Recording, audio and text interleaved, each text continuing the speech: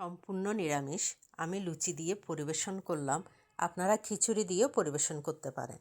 নমস্কার বন্ধুরা, অমিতাজ কিচেন থেকে সবাইকে স্বাগত জানাই। আজকে আমার রেসিপি পুরো ভরা আলুর দম। সবসময় একঘেয়েমি খাবার কার বা খেতে ইচ্ছে করে, তাই একটু ভিন্ন রকম করার চেষ্টা করলাম।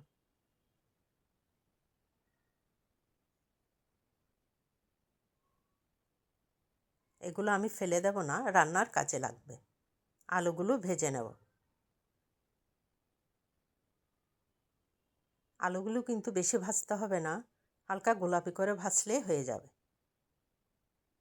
ঠিক এভাবে নামিয়ে নেবেন। সামান্য তেলে দিয়ে দিলাম আলু। এখন দেব মশলার গুঁড়ো, হলুদের গুঁড়ো, মরিচের গুঁড়ো, পরিমাণ মতো লবণ আর কাঁচা লঙ্কা কুচি। একটু ভেজে নেব।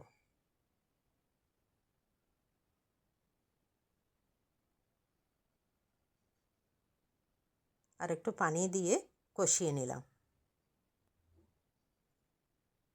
দিয়ে দেব ছানা। আমি এখানে 500 গ্রাম দুধ দিয়ে ছানা বানিয়ে নিয়েছি। আপনারা দোকান থেকেও কিনে আনতে পারেন।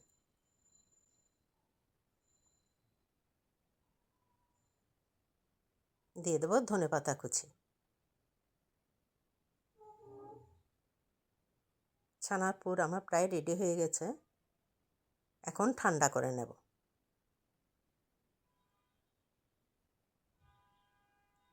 আমি সব আলুতে এভাবে পুর ভরে নেব। ফোড়নে দিয়ে দিলাম তেজপাতা, দারুচিনি আর আদা।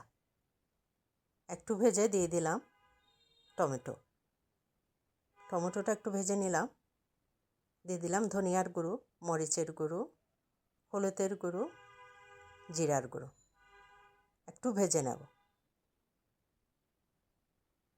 এখন দিয়ে দেব পোস্ত বাটা। পোস্তটা আমি একটু ভেজে নিলাম।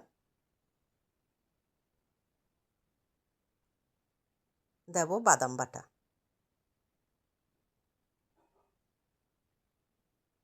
বাদামটা একটু ভেজে নিলাম। আর পানি দিয়ে একটু মশলার সাথে কষিয়ে নেব।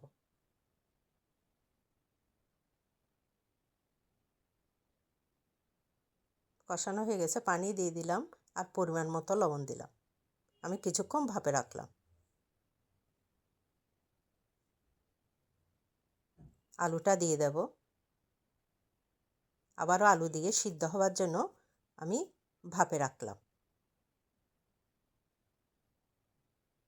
দিয়ে দিলাম গরম মশলার গুঁড়ো